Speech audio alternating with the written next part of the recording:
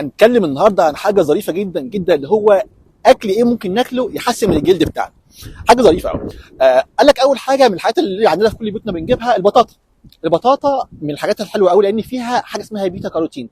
البيتا كاروتين ده اللي هو فيتامين ايه، فيتامين الف. فيتامين الف ده يعتبر اهم حاجه للجلد واهم حاجه للشعر واهم حاجه للضوافر. فالبطاطا يا جماعه غنيه جدا جدا بالبيتا كاروتين اللي هو فيتامين الف، دي رقم واحد.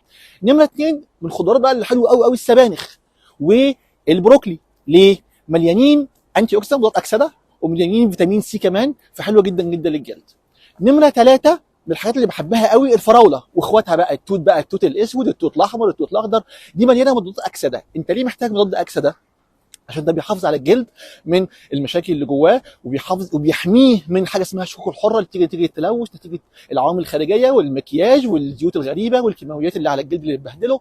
فده حاجه ظريفه قوي. فالفراوله مهمه جدا للجلد. نمره 4 و5 اتنين خضر، الافوكادو والكيوي. الكيوي ده الساحر، ده فيه كل حاجه، ده فيه فيتامين الف وفيه فيتامين اي وفيه فيتامين سي وفيه يعني عجب الدنيا كله في الكيوي. يقول لك اللي بياكل كيوي وشه بينور. الناس اللي هي بتعمل بقى رجيم وبتخسس ويبقى عندها مشكله في جسمها يقول لك ايه، انا وشي بقى زي اللقمه، انا خسيت مبسوط بس وشي بقى وحش. الكيوي ده بينور. عارف يعني ايه بينور؟ هو ده ليه؟ لانه بيخلي الجلد برايت قوي وبيلمع قوي عشان مليان حاجات كويسه جدا. اوكي. الافوكادو بقى ميزته ان فيه زيوت طبيعيه. الزيوت الطبيعيه دي عباره عن مونو ساتوريتد فاتي اسيدز بتغذي الجلد وتخليه لين وتخليه طري كده. اوكي. بعد كده السلمون والسردين. السلمون والسردين ميزتهم ان هم فيهم اوميجا 3. اوميجا 3 مهم جدا لليونه الجلد ويغذي الجلد بالزيوت الطبيعيه اللي انت محتاجها.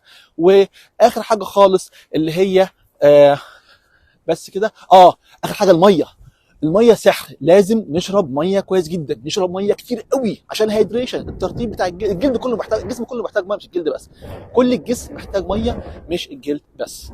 يلا ربنا يوفقكم يا رب، اشوفكم على خير ان شاء الله.